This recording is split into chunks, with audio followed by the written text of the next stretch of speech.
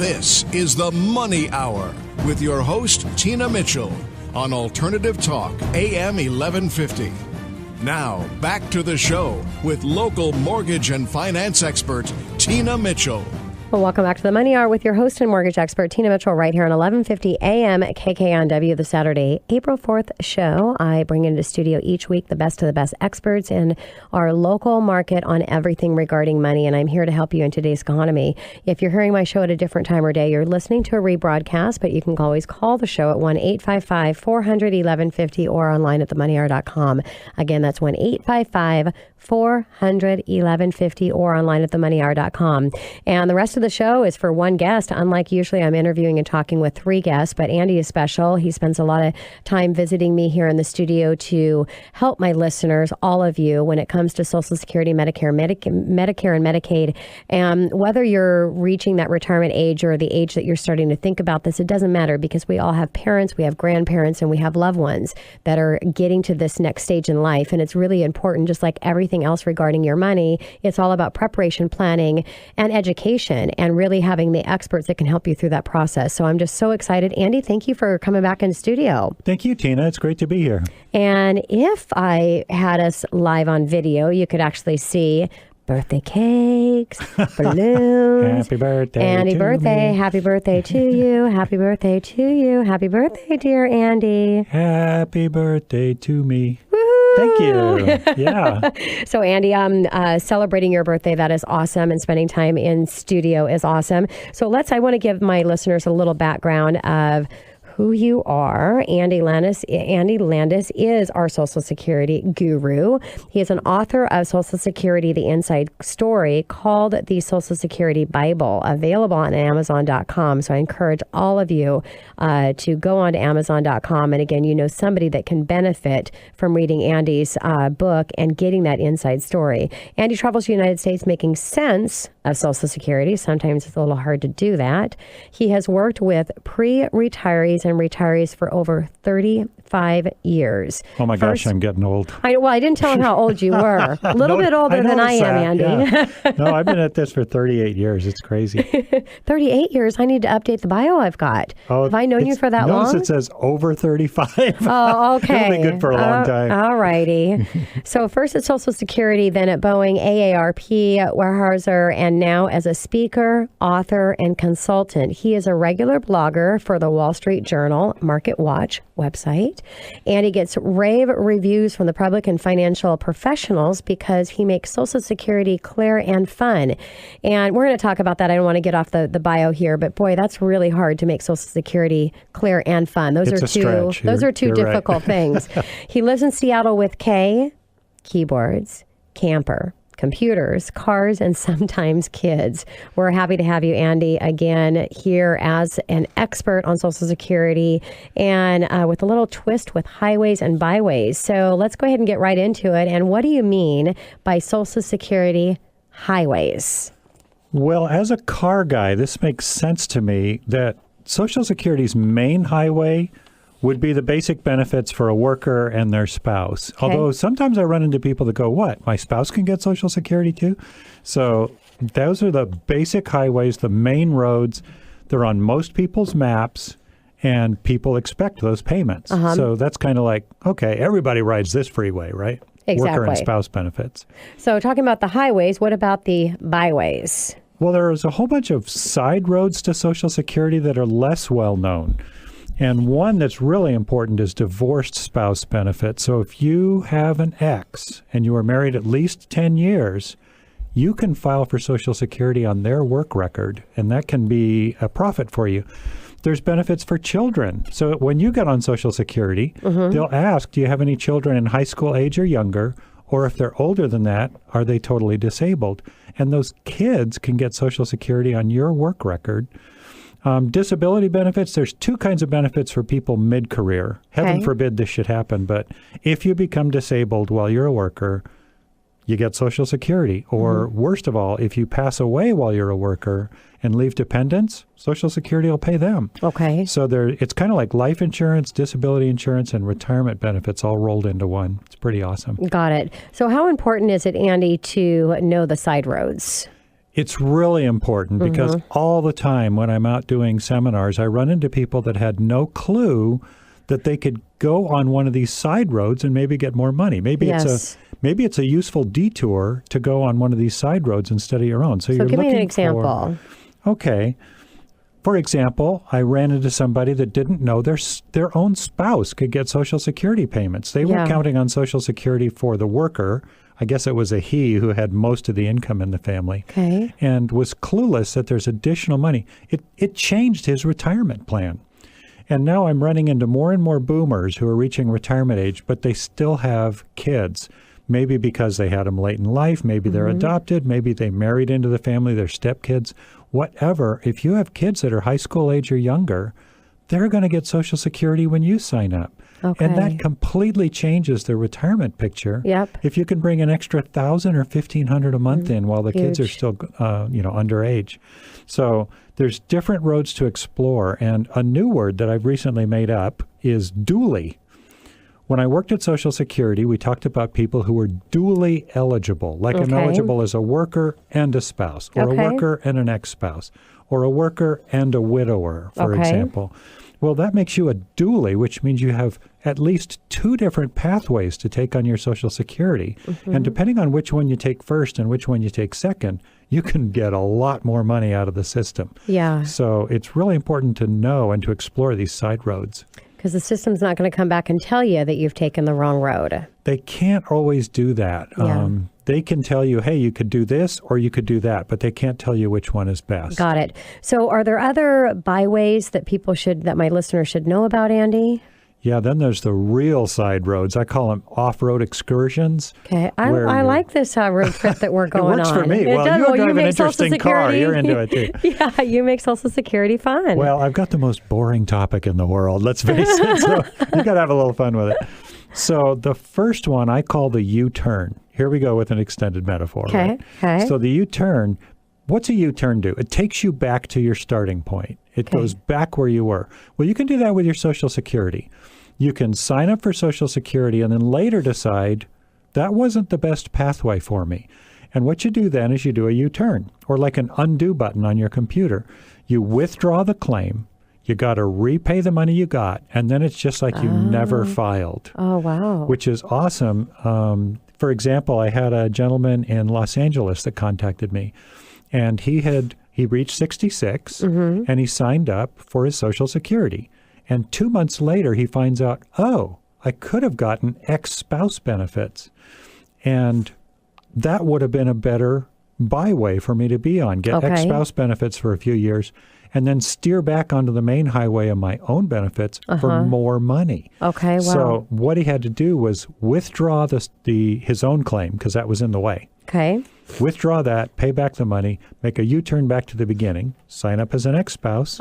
4 years later, he'll sign up on his own. He'll get 32% more money. So is there any time limit to how far back that you can go backwards and pay back and start getting back on the right road? That's a little complicated. The rule for the last 4 years has been you can only do it in the first 12 months. Okay. So let's go with that. The rules are in flux right now. But you said 4 years. For the last 4 years, you've been allowed to do it only in the first 12 months. Oh, okay. And then there was some publication that said that 12-month rule is going away, so you could do it years later. However, that's not in effect yet. So make sure if you're outside the first 12 months of Social Security, check with Social Security because the rules are changing right now. Okay, perfect. Yeah. Andy, what about any other byways? Well, there's a second one that's probably the most powerful tool in the Social Security toolbox. Okay. That's the ability to suspend your payments from full retirement age, which right now is 66, to 70. Now, I call it red light, green light. Do you remember playing this when you were a kid? I do, but I remember red light, green light, but I'm trying to remember. I guess red light means that you have to stop, and green light you can go. Yeah, I think you had to freeze or something, or you were out. Yeah, something like that. It's coming back. Well, you can do that with your Social Security. You can do a red light for a while and then give it a green light and make it start again. Okay. So you can suspend any or all payments from your full retirement age up to age 70. And any payment that you suspend means that when you start them again, you're going to get more money per month. So explain that, Andy. So let's say I stop my payments for a year from 66 to 70. Okay. Or excuse me, from 66 to 67. Okay. And at 67, I start them up again. They start up at 8% more money per month. Really? So if I have some way, let's say I got a job. Yes. Don't need the Social Security right now. Yep. And then a year later, I move on. Okay. Don't have the job anymore. Start them up at a higher rate. Yeah. Wow. And you could do that. The extreme case would be putting the red light on your Social Security all 4 years from 66 to 70. Okay. And when you start them up, it's 8% a year times 4 years. That's 32% increase. Wow. Wow. So it's huge. And while they're stopped, your spouse can still get a payment on your record. Okay. So I could be, say, working full-time. I could suspend my payments on Social Security. Meanwhile, my spouse can get up to a 50% payment, even though I'm working and even though my payments are stopped. Spousal payments are coming in. It's just like free money. It's unbelievable. So definitely explore that if you're anywhere from 66 to 70. Not that we need to talk with you, Andy, about Social Security yet, because Dave is only 56. But I forgot to tell you, he just retired on the 31st. So No he's way, done. really? Nope, he's done. Oh, congratulations yeah, I know. to him. Who gets to Cool. retire at 56, Dave? He put in his time. He put in did. extra. He worked very hard. Yes, Yep. I should say that because I know his mom listens to the show all the time. Hi, Mom. So what Hi, about Mom. and she now Dave really has a lot of time for things that are important and taking care of our parents and all these things that we want to be able to do. So Good. what's the third off road? I call it the dually detour. If you are a dually, you're eligible two different ways, like spouse, or you could take the detour route first and then come back to the main road later. Okay. And what you're doing is getting some money coming in now, but later when you get back on the main track of your own Social Security, like I was saying, it's at a higher level. So you get a little bit of money coming in now. And you wouldn't believe the abilities that you have. We'll talk about that after the break. Okay, the perfect. things you can do with so that. before we do take it to break, Andy, I want you to, how can my listeners learn more about the Byways and see if they can profit from them? You know, the first stop for any kind of Social Security planning is go on the Social Security website at ssa.gov and get a My Social Security account started. Yeah, you got to make a username and a password and all that. Well, okay, we do that for our banks and everybody else. You input your data that you get from that into one or more online calculators you can get for free. And the ones I really like, just do a computer search for Social Security calculators by AARP, Financial Engines, or T. Rowe Price also has a good one. Perfect. So those are three great tools. Wonderful. Andy, thank you so much. And coming up next in the Money Hour, Andy's not going anywhere. Social Security and costly mistakes that you don't want to make. The best tools for planning. Is it going away? Everything about Social Security that you need to know. Andy Landis, nationally known author, speaker, and consultant, right here on 1150 AM KKNW after this short break. This is the Money Hour with your host, Tina Mitchell, on Alternative Talk, AM 1150. Now, back to the show with local mortgage and finance expert, Tina Mitchell. Welcome back to the Money Hour with your host and mortgage expert, Tina Mitchell, right here on 1150 AM KKNW, the Saturday 4th, April 4th show. Each week, I share expert advice and inside knowledge on how today's events in our local economy can affect your money. If you're listening to my show at a different time or day, you're listening to a rebroadcast to talk to myself or the amazing guest I have in studio today, you can call 1-855 400-1150. Again, 1-855-400-1150 or online at themoneyhour.com. In studio, continued conversation with Andy Landis, a nationally known author, speaker, and consultant. So, Andy, we were talking about Social Security and we were talking about the byways and the highways and all the different roads that you can take and just a really fun spin to put on Social Security. So if you actually did not hear the last conversation I had with Andy, you definitely will want to go to themoneyhour.com and put in Andy's name, and you can pull up all of the conversations that I've had with him way back to the beginning of the show. But let's go ahead and move over to Medicare, Andy. And when should someone apply for Medicare? Are there any exceptions to that? How do they do it? Let's talk a little bit about that. Two key dates. One is when you turn 65. That's when Medicare age kicks in. So most people should everyone should at least contact Social Security and say, what do I do with my Medicare just before you turn 65, like a month or two before. Okay. Many people should apply at 65. There's a big exception. And the big exception is if you have health insurance from an employer, either your work or your spouse's, you can postpone the Medicare until that insurance ends. So that's the only exception. Yeah, like let's say you're going to retire or your spouse is going to retire when you're 68. You postpone the Medicare. You apply for it at 68. Okay. And at that point, Social Security says, dude, you were supposed to apply at 65. And you say, it's not a problem because I have insurance from work. And they waive all the late fees for coming in late. Okay. So 65, it's key to contact Social Security then to make sure that your work fits their definition. Got it. And then how do they do it? How do my listeners apply for Medicare? Two ways. One would be to contact Social Security by phone, would be easier than going into an office. So you can call them at 800 SSA 1213. Okay. And they're open from 7 in the morning to 7 at night. And you can be on hold for quite a while if you do that. Okay. Or it just takes a minute to apply for Medicare online. So you could go to ssa.gov and apply for Medicare right there on their website. Perfect. Just takes a few minutes. And Andy, if a listener has Medicare, is it what type of additional insurance should they be getting, if any? Everyone should look at getting additional insurance on top of their Medicare. And why? And I know that's very important. But why do you give that advice? The reason it's important is Medicare will cover, I think it's something like 70% of your bills. Okay. They pay 80% of their allowed bills. Okay. And that's some percentage of the total bill. Here's the kicker. If I go to the doctor and I got to pay $20 because Medicare didn't cover it all, who cares? It's not a big deal. But if I go to the doctor and I need open heart surgery and it's going to cost hundreds of thousands of dollars, and I got to pay 20 to 35% of that out of pocket. Wow. And that could happen over and over. There's no Medicare out-of-pocket limits, either lifetime limits or annual limits. So it's really important that you have some insurance to pick up the stuff Medicare doesn't cover. Yeah, because you could be in big trouble in the retirement years with your finances without. For sure. Yep.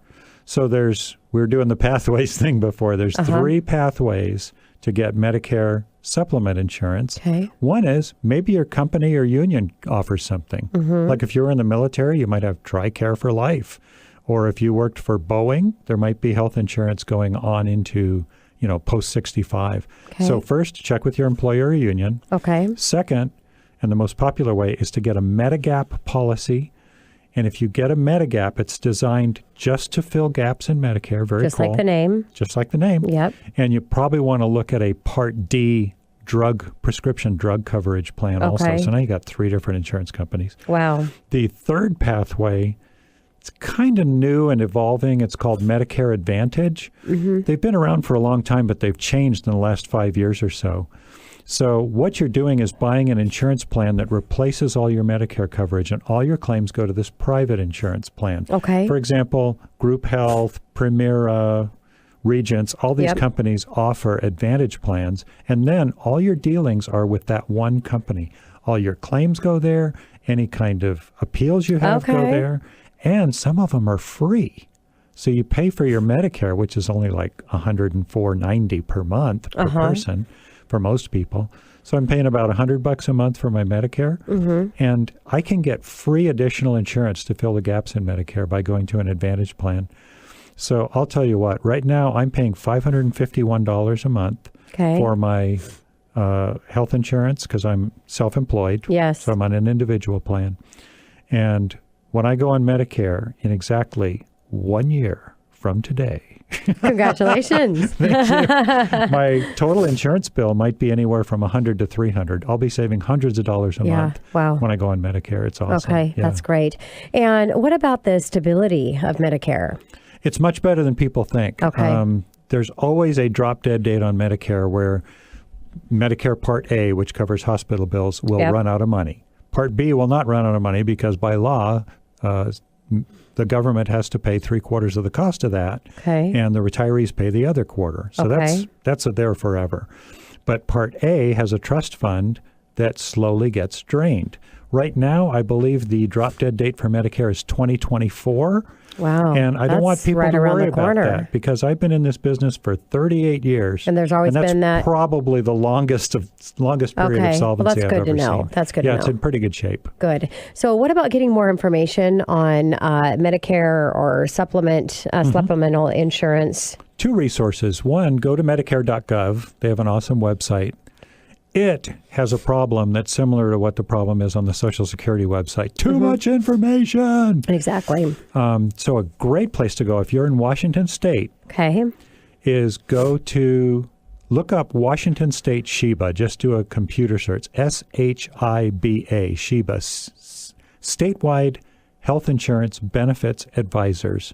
They have an 800 number. They have an awesome website that has all kinds of state-specific information, including every kind of Medicare additional insurance you can buy with the price tag attached. Nice. All your shopping is in one place. Wow, that's awesome. You can call them up and they'll help you through the decisions in person. They have trained volunteers that'll even meet with you to help you make the decisions. So there's a lot of help available. Resource. Yeah, don't be alone. Okay. And there's also private brokers. You can go and talk to a Medicare insurance broker and they can guide you too. Perfect. So what about weakness with Medicare? What are their weakness? As a 64-year-old, one weakness is they don't kick in until 65. So there's one. I wish everybody could get it, but it's not the way it works. It can be kind of expensive for some people. If you're high income, really high income, like $300,000 a year, then you're going to pay a whopping $300 for your Medicare instead of $100. So is that a weakness? Still a good deal, you know? Exactly. Probably the biggest weakness is it doesn't cover everything. And that means some of the responsibility comes to you to fill those gaps in Medicare. And you don't want to make a mistake on that. So what are some of those things that it does not cover? Well, for example, let's say I've got a $100,000 medical bill, which these days would actually be small potatoes. Exactly. Yeah. That's not much of anything. The Medicare allowable on that might be less than $100,000, and they only pay 80% of the allowable. So I could be out $30,000 on this one bill. And then what if it's a bill that happens all the time, like a year of chemo or a series of surgeries or something like that? That's probably the biggest weakness. All of these gaps that I talk about would be filled if you got a Medigap policy or a Medicare Advantage plan. So I don't want you to panic on that. Everybody just fills those gaps by getting additional insurance, and it's not too expensive to do that. Okay. So any other advice when it comes to Medicare before I take us to commercial, Andy? Don't forget to contact Social Security just before you turn 65. 2 to 3 months early. Call Social Security, visit them, and find out if you should take Medicare now at 65 or if you can safely postpone it without late fees. You do not want to get those late fees. And also make sure you learn about the supplements. And a great way to do that is right on the Insurance Commissioner of the State of Washington's website, SHIBA, SHIBA, Washington State. Perfect. So coming up next in the Money Hour, we're going to stick here with Andy for the entire show. What steps do you need to take and plan for Social Security? Andy Landis, nationally known author, speaker, and consultant. Right here with me on 1150 AM at KKNW after the short break. This is the Money Hour with your host, Tina Mitchell, on Alternative Talk, AM 1150. Now, back to the show with local mortgage and finance expert, Tina Mitchell. Welcome back to the Money Hour with your host and mortgage expert, Tina Mitchell, right here on 1150 AM KKNW, the Saturday, April 4th show. I'm dedicated to all of my listeners, providing you with the tools needed to make informed decisions on matters when it affects your money. If you're hearing my show at a different time or day, you're listening to a rebroadcast, you can call the show at 1-855-400-1150 or online at themoneyhour.com. And in studio for the entire show today, I've had Andy Landis, nationally known author, speaker, and consultant. Andy, thank you for hanging out with me for the entire show today. Thank you, Tina. And next, I want to talk with Andy about the mysteries of Social Security law. So sounds like it could be an exciting topic for us. So let's go ahead and talk about how you would describe Social Security in a nutshell when we're talking about Social Security mysteries and law. You know, you were talking about title insurance earlier today. Yep. When it comes to home purchase. Social Security is paycheck insurance. It kicks in if something happens to your paycheck. Specifically, it pays if your paycheck is interrupted because of retirement, disability, or death. Heaven forbid. The retirement's the fun one there. Because think about it. You pay for it out of your paycheck. And then if your paycheck stops, that's when Social Security can pay. Yeah. So it's basically insurance on your paycheck. And get this, you won't believe this, but it is the largest source of retirement income. It's bigger than savings. It's bigger than pensions. It's kind of scary and sad. It is scary and sad. And about half of people, it's 90% or more of their income. Wow. You do not want that to happen, people. Yeah. You want to do some saving and some preparation so Social Security isn't all you have. Yeah, geez. And so is Social Security an entitlement program? Technically, you know, you use that term and it's become kind of a pejorative term, kind of a cuss word. It's an entitlement. Yeah. So it is and it isn't. Technically, it's called an entitlement program. You talked about title insurance. Yes. You receive title to your Social Security. It is your property legally once your claim is approved. Okay. So yes, it technically, if I was a lawyer, I'd say it's an entitlement. Okay. What it isn't is an entitlement like people think of entitlements. It's not a welfare payment. Okay. It's not something that's based on need. Yep. You earned it. You paid for it and you earned it. Just like if you bought insurance and then the car insurance people have to pay you if you have an accident. Got it. Yeah, so technically it's an entitlement, but it's not a welfare entitlement. So what about opting out of Social Security? Can you do that, and why would you? Most people cannot. It's a mandatory program.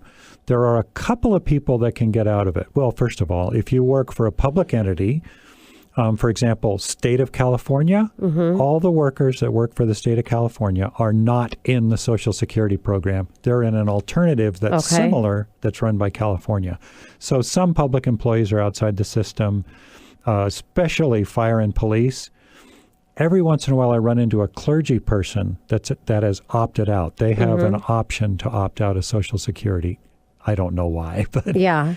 And most of the clergy people I've talked to, maybe they opted out for religious reasons, for reasons of conscience. Okay. But you know what? Most of the people that I talk to when they get to retirement age wish they had opted in instead of out. Of course, yeah. So, Andy, what about spouse payments? Who can get that? How does Social Security define marriage?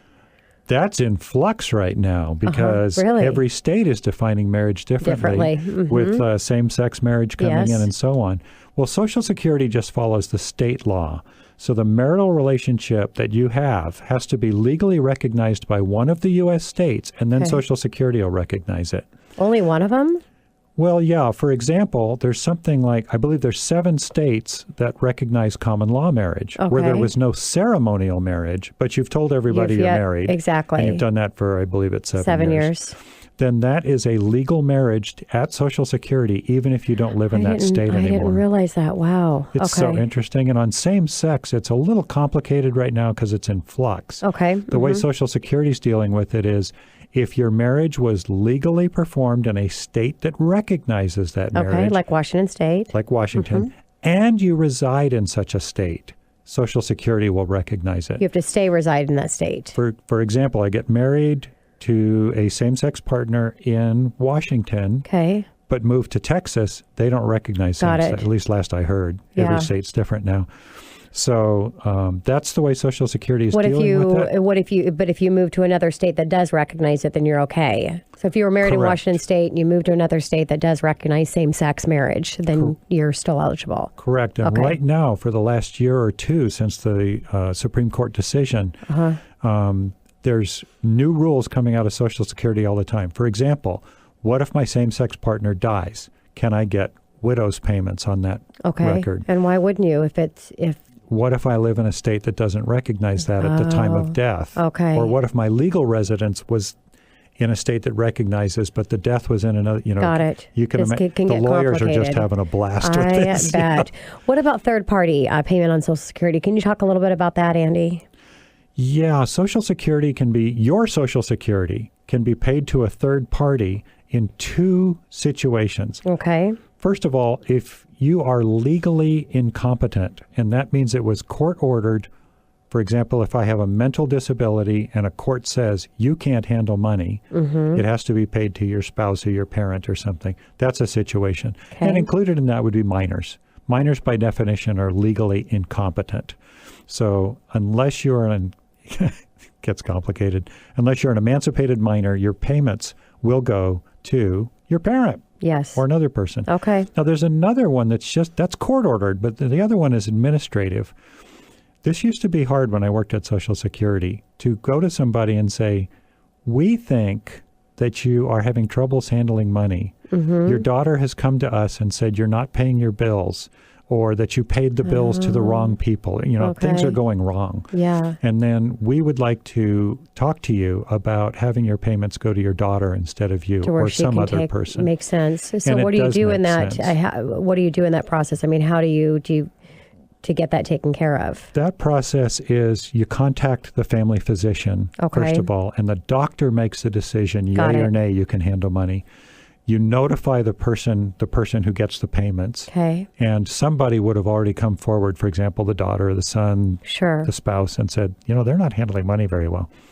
And some of the really, it was painful sometimes to talk to people and say, your daughter says you're having troubles handling money. Yeah. But most of the time, the person that I was addressing would say, oh, thank goodness I'm having so much trouble. Yes. I'd love this to be handled by somebody else. Yeah, that's great. great. And then they can do all the business with Social Security for you. Okay.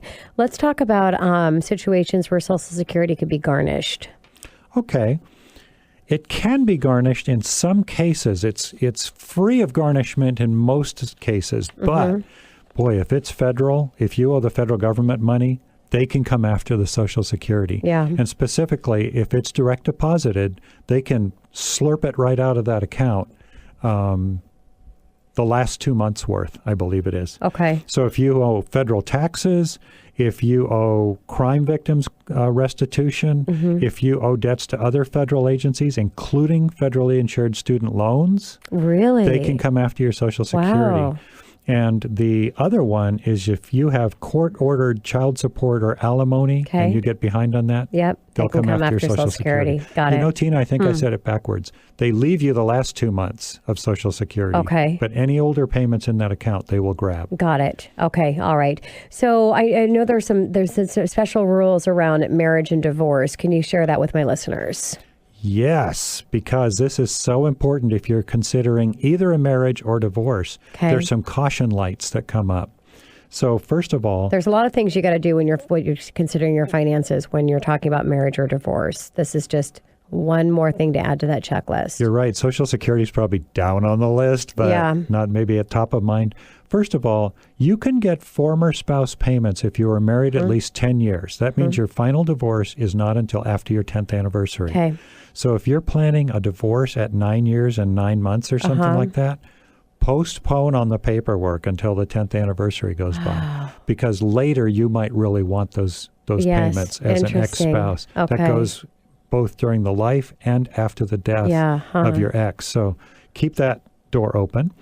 And be careful with remarriage. If you're planning a marriage and you are getting Social Security payments as a widow, or you think someday you might get them, if you marry before age 60, that blocks that widow's payment. So if you're 59, hold that marriage off for another 12 months. Exactly. It's weird how these dates come up, but it sounds weird, but if you're considering marriage or divorce. And it's one of those things, I mean, there's certain things, I talk to clients about credit, there's certain things that you can do to your credit that you cannot recover from. So it's all about education. Could you recover from this and get a divorce, and then when you figure it out and then get remarried, or it doesn't work like that? You could. For example, let's say you're married and you're approaching age 60.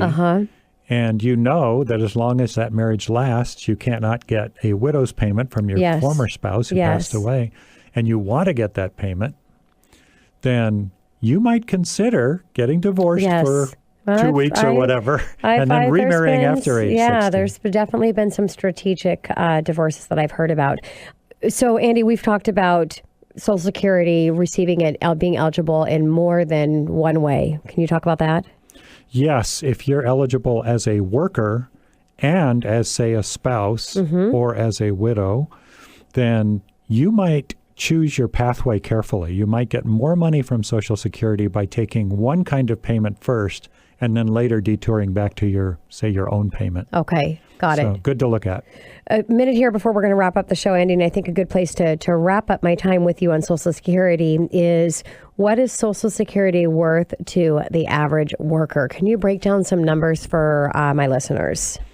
Yeah, the average person at 66 gets about $1,300 a month. You'd need at least $400,000 to match that.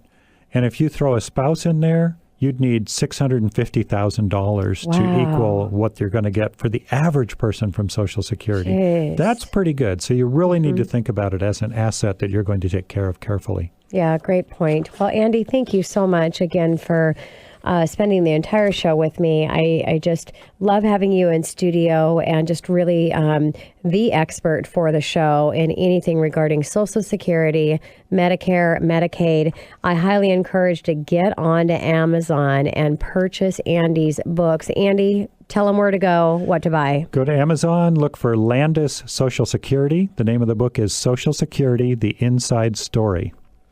And Andy, we'll have you back real soon, I'm sure. And happy birthday. I want to get you out of here, out of studio, so you can go enjoy the festive time that you have planned with your lovely wife. So thank you so much. Thank you, Tina. Great to be here.